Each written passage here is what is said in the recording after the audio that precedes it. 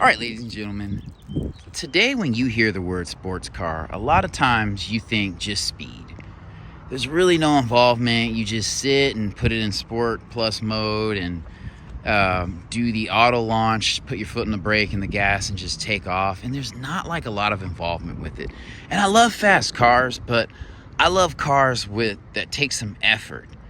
And there's just a mechanical component to them that you can't replicate with all these automated systems on cars like Teslas and things. And I think that is what this Miata represents. So the Miata, or the MX-5, is a very dope vehicle.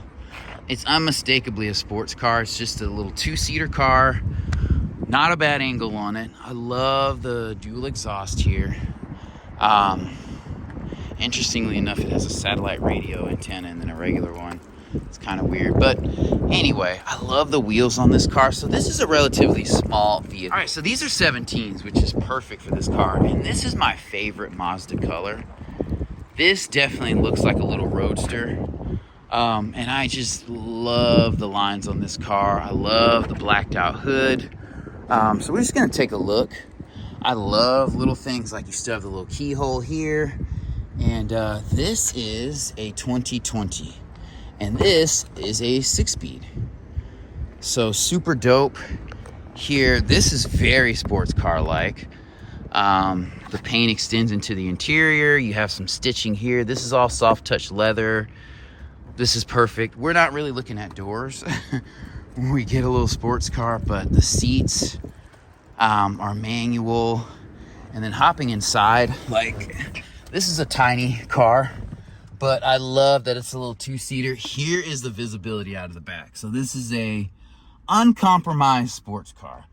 So these seats feel good. They feel bolstered. You're not going to slide around because there's not enough room in the interior to slide around.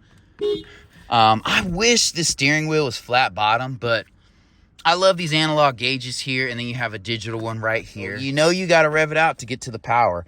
And that is something I love, and I feel like is a good part of a sports car.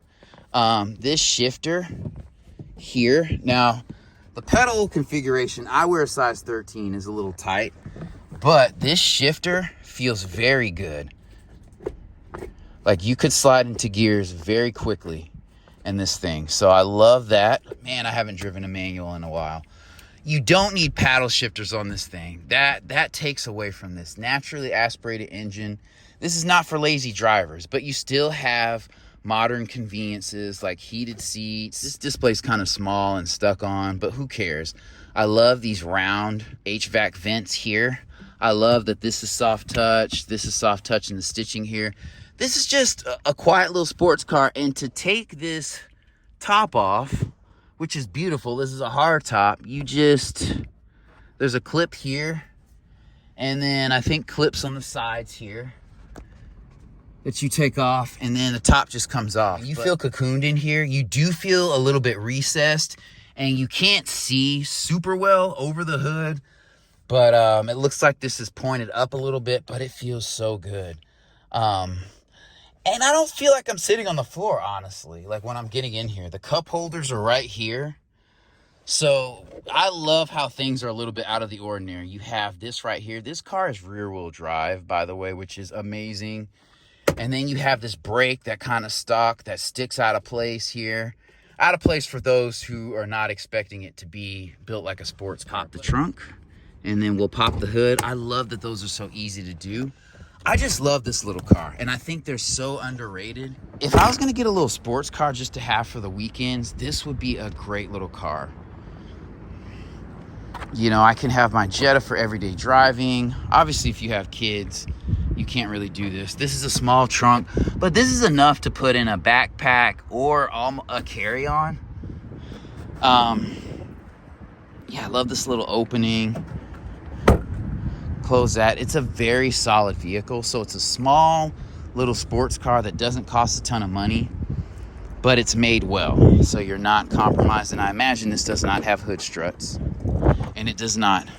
And I love that. So this engine is great. It's longitudinally mounted rear-wheel drive vehicle. Yeah, even a little 4.2, you know, a little 2-liter 4 kind of goes back under the back towards the firewall a little bit more than other engines, but you can access everything you need to here. There's the air box, or excuse me, here's the air box. Here's the battery, window washing fluid. So yeah, this car is not trying to do too much. This is fun.